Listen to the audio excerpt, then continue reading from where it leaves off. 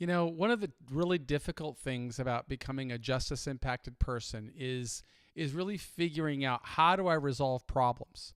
There are so many problems that somebody faces if they don't understand the journey ahead. And those problems begin really the second or the minute that somebody learns authorities are after them. It's very hard to process this charging instrument that says United States of America versus your last name. It's something we hear a lot about in the media right now when people are talking about having your name on the other side of the V.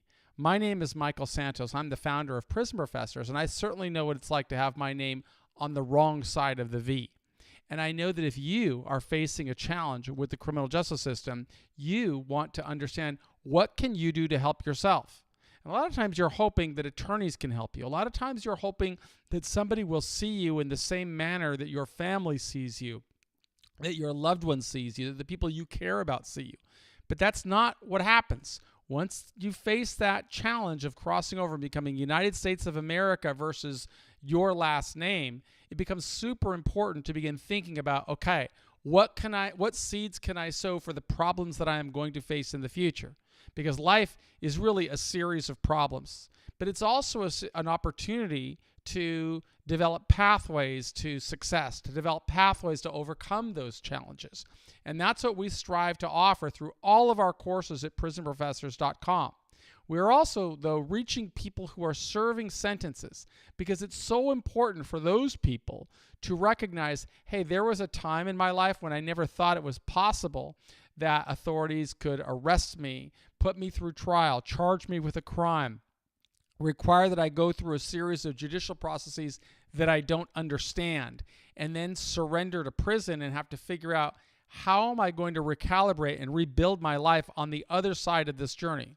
But the sooner somebody starts thinking about that, the better off they are. Those were the lessons that I learned from leaders, and they empowered me while I climbed through 26 years in prison. That's why it's so crucial that I try to share this and pass this message along to as many people as possible who are in prison, because my journey was in prison. That's where I spent 26 years. For a long period of my life, I had lived longer in prison than I'd lived outside. That said, there were also opportunities for me to grow while I was in prison, and it's really important for me to share that information with as many people as possible. So we're kind of transitioning here to convert this program into a live stream. So if somebody has questions, this is a great opportunity for them to do it. We are streaming thanks to help from my partner, Jonathan, who's in Brazil.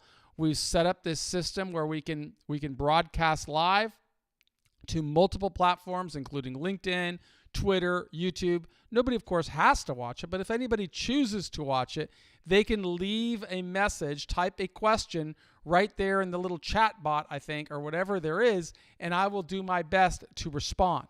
So I'd like to respond to anybody who has questions, but what I'm going to do now is I'm really also piping this information into jails and prisons where people can't respond. And one of the things that I always try and teach people in prison is the importance of documenting their journey, memorializing the ways that they are preparing for success upon release.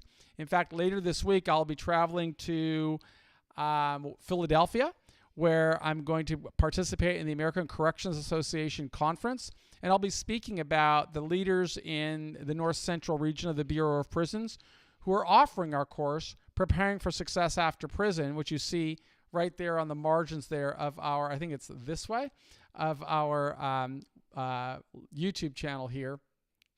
And this is a 30-hour program that we use to help people inside recognize, regardless of where you are, regardless of what challenges you're facing, you could always work to sow seeds for something better. And again, many of the people in our community are in detention centers. They have not yet pleaded guilty or accepted a plea agreement or gone to trial, and they are at a very important stage of their life. I was in that stage and made every bad decision a person could make. It resulted in me getting that very long sentence, and it also, though, resulted in me finding kind of my purpose in life, which is try to improve outcomes of America's criminal justice system. We incarcerate more people per capita than any other nation on earth, and that wasn't always the case. So I try to show people that if you get targeted, if authorities target you and you are brought into the system, you really want to start thinking about building a plan and understanding how can I resolve problems. And that's what my daily blog is today. You know, if you visit my profile here at prisonprofessorstalent.com, you can just type in my name right here at the top. I use that as a teaching tool to teach people in prison. You just click on it. You'd be able to see the profile that I built. And I built this profile as a teaching tool to teach other people inside, how do you build a pathway for success? Well, you've got to develop your biography to help people understand who you are and how you got here. You should be journaling every day to document the steps you are taking to prepare for a life of meaning and relevance and dignity. You should also be developing your book reports, which we've spoken about a lot through all of our courses. Meaning every time you read a book, what you want to be doing is you want to be documenting. Every time when I go into prison, that's one of the questions I'll ask the audience. I'll say, how many of you consider yourself readers? And, you know, I get a lot of hands go up. And they'll say, well, how many books have you read? And frequently the people will say, you know, I've read, you know, many books, hundreds of books, thousands of books.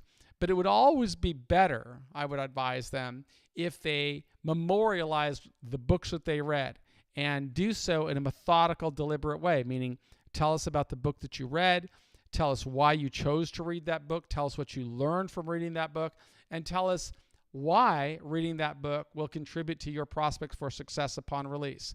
If somebody does that, then when they're sitting across the table from decision makers, stakeholders, they will be able to better advocate for themselves for a higher level of liberty.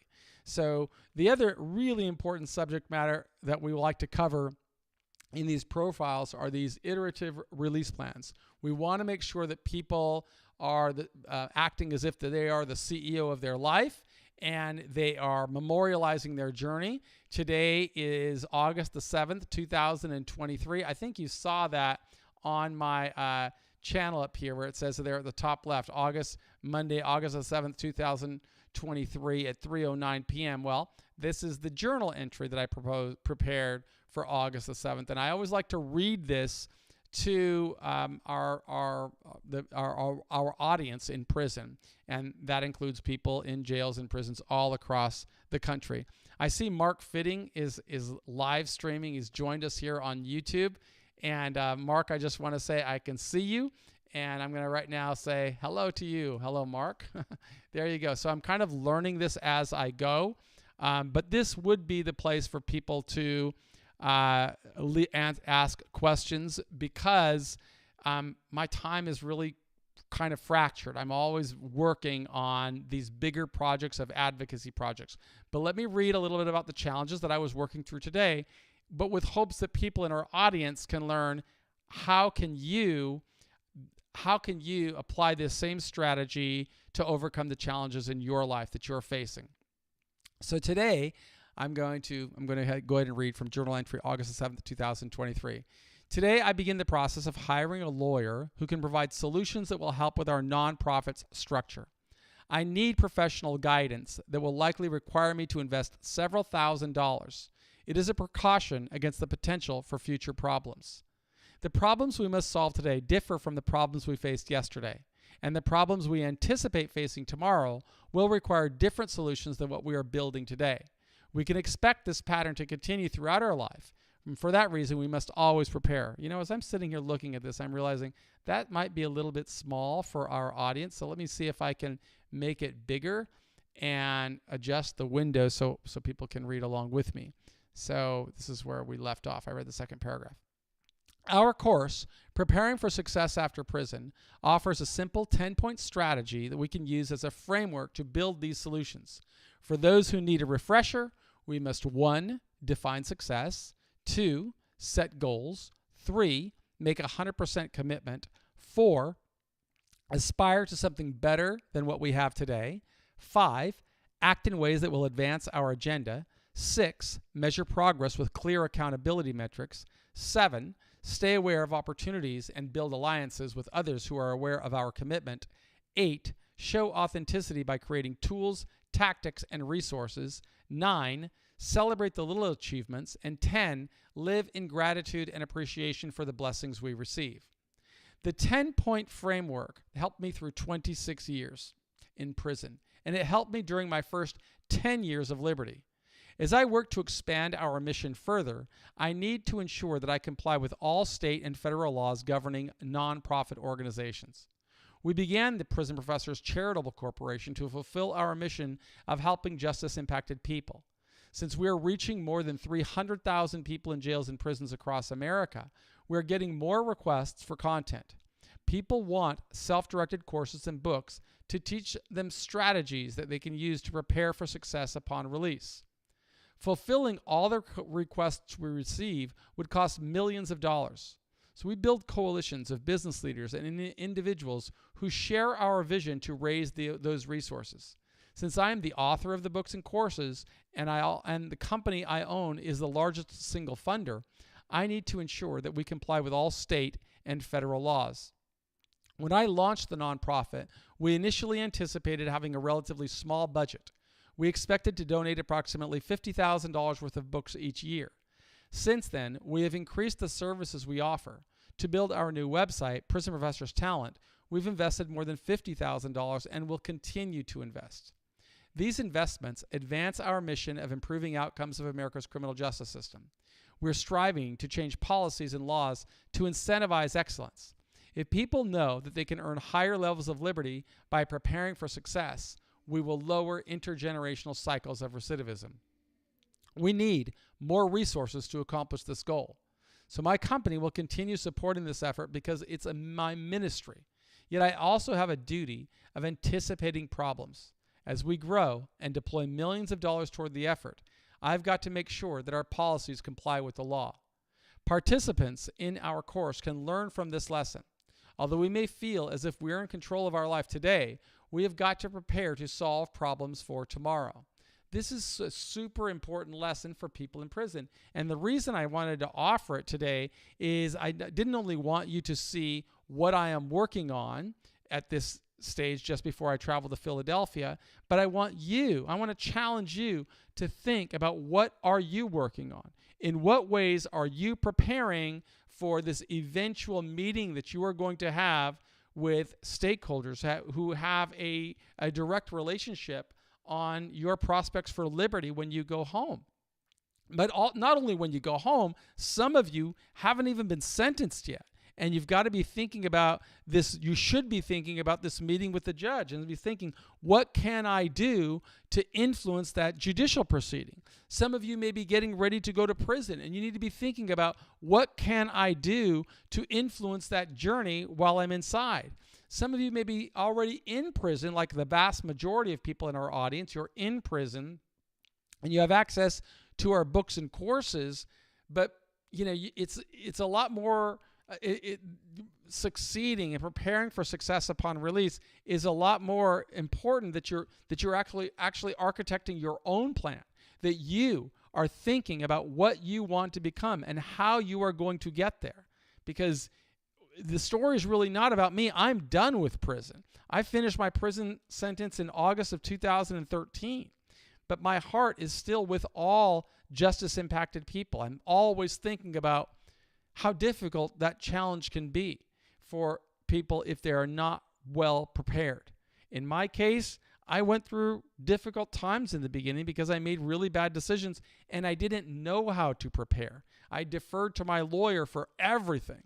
But the reality is, you've got to be thinking today about how can you be the CEO of your life? How can you architect a pathway to something better? So I encourage you to visit our resources that are free at Prison Professors. If you haven't visited those before, take a look at this site right here, prisonprofessors.com. I can make it a little smaller again with hopes that I can share it with you so that you all can see it. Let's see if I can move this around. I'm doing my little maneuvering here on the screen in real time. Probably not the best way to do it, but I'm just a guy who served time, and I don't do Disney level production, and I'm just trying to share it with you. This is a place where you can get a tremendous amount of information. At the top of the page, you will notice there's a little hamburger there. or sub menu. If you scroll it down under resources, you will see additional information. And under subject matter experts, if you haven't done so already, I would highly encourage you to take a look at that page and watch these interviews with leaders like the former chief of probation for a couple of judicial districts, who can talk with you about how your decisions in prison can influence your level of liberty when you go home. Or you may want to watch this interview with the former director of the Bureau of Prisons. I'll be having dinner with him later this week in Philadelphia, and learning more about how the First Step Act is evolving. If you haven't been sentenced yet, you'll want to see these interviews I've done with federal judges, because I ask those judges, what, if anything, can a person do before sentencing to really influence how that judge sees him, regardless of whether the person is pleaded guilty or whether the person went through trial. I went through trial, even though I knew I was guilty. But you want to pay attention to all of this information, learning from former wardens and other subject matter experts. On this resource page, you'll have all types of information that I think will help you make better decisions. You can get our books and courses if you have time to read. If you don't have time to read, you could visit Amazon, or rather the Audible page. And we have these available in an Audible format as well. These are the ways that we produce them for people in prison, because prison is so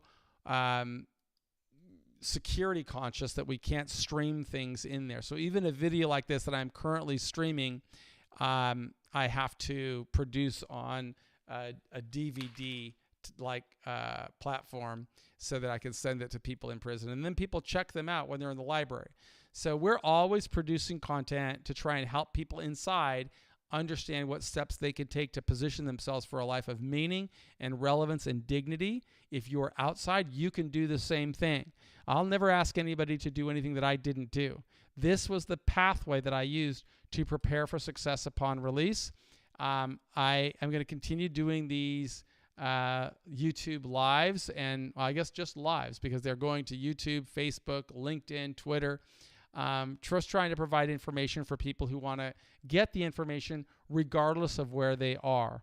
But if you're inside of a jail or a prison and you are working through our courses on preparing for success after prison, I do hope that you're getting meaning through that process. And I do hope you know that we believe in you.